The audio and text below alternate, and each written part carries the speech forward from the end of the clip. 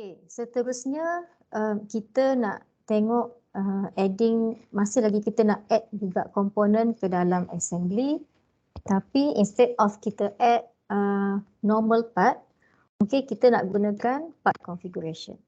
Okey, part configuration kita dah belajar dalam chapter sebelum ni. Okey, maksudnya satu part kita boleh create beberapa configuration. Okay, contohnya dia ada perbezaan sedikit sahaja. Okay, contohnya dalam slide ni kita ada satu satu part. Okay, dia ada dua configuration iaitu short dan juga long. Okay, so any configuration can be used in the assembly. Okay, kita nak gunakan salah satu ataupun kita nak gunakan kesemua configuration boleh di dalam assembly. Okay. So multiple instances kita boleh masukkan, okay, walaupun configuration berbeza kita boleh masukkan. Okay, caranya adalah sama juga, kita boleh just drag and drop sahaja daripada open document, okay, ke dalam assembly working area. Okay, ini contoh nanti boleh buat dalam waktu praktikal nanti macam mana kita insert configuration of the rod ke dalam assembly working area. Okay. Next adalah creating copies of instances. Okay. Kita dah berada dalam assembly working area dan kita dah masukkan komponen-komponen yang kita perlukan. Okay. Dan dalam kebanyakan masa komponen-komponen tu ada yang repeating. Okay, maksudnya contohnya bolt. Okay, ataupun rod tadi kan, kita dah masukkan rod, kita dah insert rod dalam assembly working area. Dan dalam satu produk ataupun assembly tu mungkin kita perlukan beberapa rod yang sama. Okay, mungkin 5 ke 10 ke. Okay, jadi benda tu boleh kita buat dalam shortcut lah. Okay, so cara kita nak create copy untuk komponen-komponen tersebut adalah dengan cara kita tekan control. Okay, kita tekan holding the control key while dragging the instances from the feature manager. Okay, kita tekan control then hold dan kita dragkan komponen yang kita nak copy tu ke dalam working area sinilah. Okay, so contohnya sekarang ni ada bolt satu ni adalah komponen yang kita dah add. Dan kita nak createkan ada 6 bolt yang sama. Jadi kita hold, control, key dan juga kita dragkan. Okay, jadi dia akan create setiap bolt ni ada dalam feature manager. Okay. Alright. Okay, dan next adalah komponen hiding and transparency. Okay, sama macam sebelum ni juga, setiap sketch, okay, setiap kita punya features kita boleh kita nak hide ataupun show lah. Okay, kalau hide tu cuma kita view je, kita tak nampak, tapi komponen tu masih ada dekat situ. Okay, transparency pun sama, cuma beza hide yang transparency ni, transparency kita boleh setkan dia punya percentage. Okay. Kenapa perlunya hiding and transparency ni dalam assembly? Okay, kalau kita buat kita akan tahulah. Sebenarnya ada masa kita perlu hide certain komponen untuk kita tengok di sebaliknya itulah. Mungkin dia pandangan kita terhalang, okay, disebabkan ada komponen kat depan. So kita nak tengok yang kat dalam dia ataupun kita nak tengok certain hidden feature kat dalam komponen. Jadi waktu tu perlulah kita gunakan hiding ataupun transparency feature. Okay, kita boleh setkan lah. Kalau transparency kita boleh setkan percentage dia 75% sehingga 75%. Okay. Alright, so ini sambungan kepada tutorial. Okay. Seterusnya kita pergi kepada adding ataupun insert sub-assembly.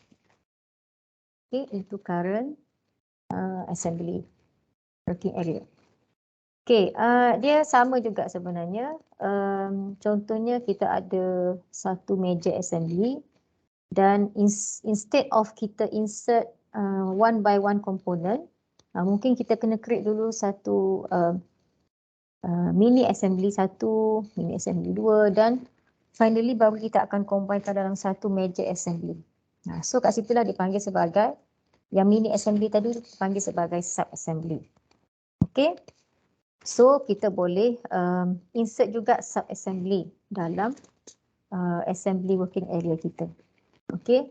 Mungkin kalau kita nak terus assemble dalam satu assembly sahaja mungkin agak complicated. Jadi kita pecahkan kepada mini assembly lah, okay, sub assembly, dan final baru kita masukkan dalam satu yang final punya lah, okay, final assembly. Okay, itu namakan sebagai sub assemblies. Okay, ini ada juga lah tutorial contoh untuk apply sub assembly. Okay. Okay, dan seterusnya kita nak tengok kepada view mix. Okay, so tadi kita dah create file assembly, kita dah add komponen, okay, kita dah buat mix. Okay, so katalah kita dah siap lah. Mungkin kita dah siap satu assembly macam ni kan. Okay, so sekarang ni kita nak check balik lah apa assembly ataupun apa mating yang kita dah letakkan dekat komponen kita ni. Okay, kita boleh view mix. Kita boleh tengok balik, kita boleh tengok senarai ataupun kita boleh tengok dekat point ni apa mix yang kita dah apply. Okay, so dekat feature manager kita sebenarnya kita boleh right click untuk view mix ataupun kita boleh klik dekat assembly kita ni dan kita right click dan tekan, dia akan keluarlah option untuk view mix. Okay, and then dia akan keluar macam ni Jadi kita tahu dekat sini ada coincident, ada concentric, ada parallel apply dekat sini. Okay, dan kita boleh tengok balik lah, ni untuk kita semak semula. Okay, mungkin ada yang overlap ataupun redundant mix yang kita apply kepada assembly. Okay, seterusnya bila kita view tadi mix tadi mungkin ada error kat situ. Macam saya cakap lah, mungkin ada redundant ataupun benda yang overlap kan. Okay, kalau ada error dia akan keluar sama ada warning ataupun error. Okay, warning, the mix is satisfied but involved in overdefined. Ni overdefined lah, maksudnya kita dah redundant mix kat situ. So dia bagi warning untuk kita selesaikanlah sama ada kita boleh remove yang redundant tu, okay, untuk jadikan dia sufficient saja. Okay, tak boleh lebih. Kalau error the mix is not satisfied, maksudnya dia tak boleh nak, dia ada error lah, okay. Dia tak boleh nak apply mix tersebut. Okay, and then kita cuba solvekan lah yang mana dibagi warning ataupun error ni, kita kena solvekan. Okay, untuk make sure the next proses dalam kita punya assembly tu tak ada problem. Okay, the next process ni saya boleh bagi contoh lah.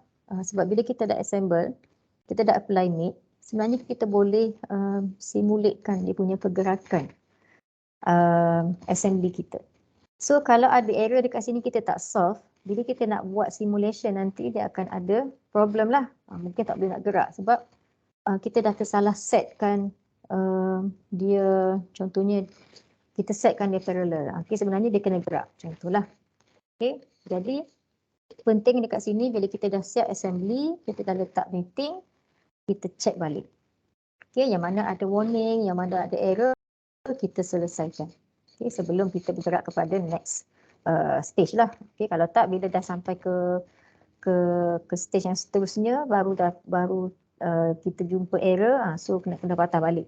Jadi kita better solvekan dulu dekat sini lah, di mana ada error dan juga warning. Okay, so ini sambung tutorial. Okay, analyzing the assembly. Okay, tadi kita check dia punya mix sahaja, sekarang kita nak analyze. Okay, analyze dia ada dua jenis lah, atau dua perkara yang kita boleh analyze dalam sesuatu assembly ni. Yang pertama adalah calculating the mass properties. Okay, yang kedua adalah checking for interference. Okay, kita tengok macam mana mass properties calculation. Macam kita check property untuk 3D model. Okay, sama juga apply untuk assembly. Okay, dekat sini lah. Kat sini kita boleh check mass properties of ni nama assembly kita lah. Okay, so berapa mass dia, berapa volume dia, berapa surface area, center of mass dia kat mana. Okay, so kalau kita pergi dekat sini adalah kita pergi pada material feature dan sama juga edit material dan kita boleh check mass properties. Okay, untuk checking for interference, okay, interference detection ni kita nak check ada tak any pelanggaran lah. Kalau interference tu pelanggaran. Contohnya macam kalau kita buat dia boleh rotate tapi tiba-tiba sebenarnya dia rotate tu terlanggar something, terlanggar another component. Okay, so kita boleh check lah kat sini. Dia ada interference detection punya simbol. Okay, macam ni. Okay, and then kalau tengok nanti dekat sini pun akan adalah example ataupun tutorial untuk interference detection of the assembly ni. Okay, lively press ni. Okay, contohnya kalau keluar merah ni, kalau nanti buat nanti, dia akan keluar merah ni maksudnya ada something wrong.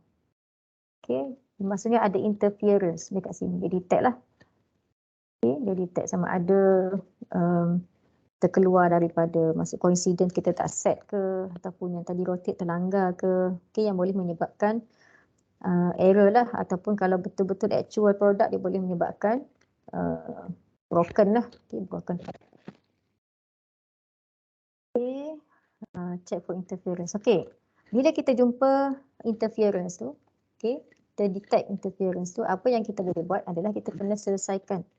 Sama ada kita nak edit mating dia, kita nak betulkan mating dia ataupun kita nak edit sketch tu sendiri. Kita nak edit dia punya komponen tu sendiri.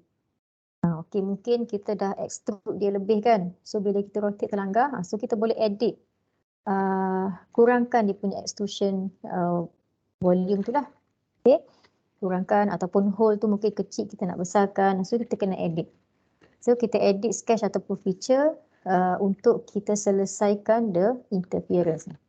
Okay, selesaikan sampai bila kita check interference tak ada lagi yang merah-merah. Okay, tak ada lagi yang merah-merah. Okay, itu tujuannya kita buat interference detection. Okay.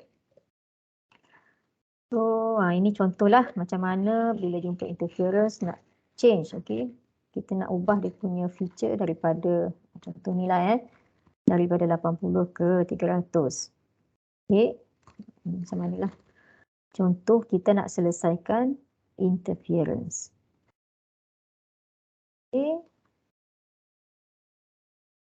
Okay, so bila dah settle mating, bila dah settle interference, kita dah solve semua, tak ada error, tak ada warning, kita pergi kepada next stage adalah simulation.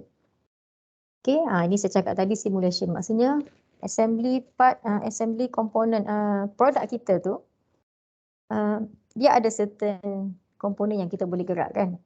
Okay, contohnya macam katalah saya buat ni assembly, okay, ada certain yang kita nak rotate, okay, ada yang kita nak dia fix dan sebagainya. Okay, so kalau benda tu rotate, kita boleh simulate dalam SolidWorks. Okay, kita boleh simulate pergerakan dia tu. So dia ada, katalah dia boleh gerakkan certain angle, okay, so kita boleh gerakkan. Ini kalau kita ada error yang sebelum-sebelum ni mating dengan interference tadi tu, akan problem kat sini lah. Okay. So untuk simulation ni dia ada linear, dia ada rotary, dia ada linear spring, gravity. Okay, ni beberapa lah ada description dia. Dan kita boleh replay the simulation. Dia ada controller dia lah, macam kita buat video lah. Okay, kita create video animation, simulation produk kita tu. Okay. Alright. So ini tutorial dia lah. Okay. So sampai situ assembly. Daripada kita dah create satu assembly, kita make sure the assembly tu complete. Maksudnya kalau dalam sketch kita panggil dia sebagai fully defined lah. Dia tak ada problem, dia tak ada meeting yang overlap, okay, dia tak ada interference. So baru kita boleh buat simulation. Okay, lagi satu daripada assembly yang kita dah create tadi tu. Okay, sekarang ni viewing dia. Maksudnya kita nak buat reporting. Kita dah assemble satu produk. So kita nak tunjukkan assembly kita tu dalam bentuk exploded view. Okay, sebab kalau kita tunjukkan macam ni sahaja kepada katalah customer kan, okay, dia tak nampak lah apa komponen yang ada kat dalam ni sebenarnya. Okay, jadi untuk memudahkan orang nak view produk kita, kita gunakan exploded view. Maksudnya kita jarakkan dia punya susunan assembly dia tu. Okay, dalam SolidWorks ada feature ni lah untuk create exploded view. Okay, you create exploded views by selecting and dragging parts in the graphics area. Okay, ini kita buat secara manual. Maksudnya tadi kita dah setkan mating. Bila kita tarikkan part tu dia masih boleh bergerak, tapi constraint kepada mating kita. Okay, contohnya kita create silinder dia concentrate dengan hole. Kita cuma boleh gerakkan dia along the axis sahaja kan. Dia tak boleh ke atas ke bawah lah. Jadi itu cara kita nak createkan exploded view secara manual. Kita drag sahaja part yang ada lah. Okay, untuk jadikan dia macam ni. Okay, contohnya ini adalah assembly dia. Kita tarikkan part yang ada ni untuk createkan dia dalam exploded view lah. Okay.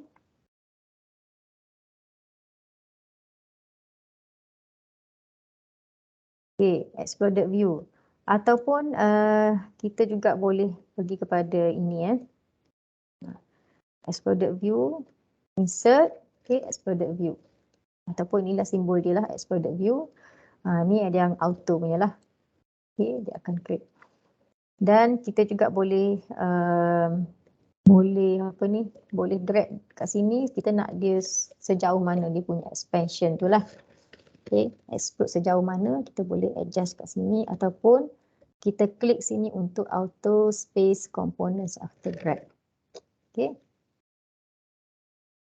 Okay, drag. Ini contohlah. Nanti boleh buat dekat kelas. Okay, ni sama juga. Dia punya sub assembly pun kita boleh exploded view dia. Okay.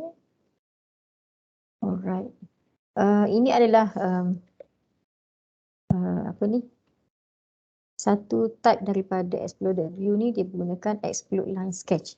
Okay, maksudnya instead of kita buat dia kembangkan ikut free space tu, kita nak explodekan dia dalam inline. Okay, boleh juga lah kita createkan line. Kita control lah dia punya exploded space tu. Okay, ini cara-caranya lah. So kita create line ni. Maksudnya kita tahu, okay, ini akan masuk ke sini. This one akan masuk ke sini, ini akan masuk ke sini. Ini penting untuk contohnya kita nak bagi kepada supplier, contohnya kan supplier tahu macam mana nak assemble part kita lah, produk kita. Okay, dan once kita explode juga sebenarnya, kita juga boleh animate the exploded view. Okay, macam mana dia explode, macam mana dia assemble. Explode, assemble. Okay. Kita boleh juga animate the explosion tu. Okay. So, itu sahajalah untuk teori chapter 4 assembly. The rest of the practical ataupun tutorial yang ada dalam slide ni akan di-cover waktu kelas face to face. Okay. Jadi itu sahaja untuk kelas, untuk lesson kali ini. Terima kasih dan kita jumpa lagi. Assalamualaikum.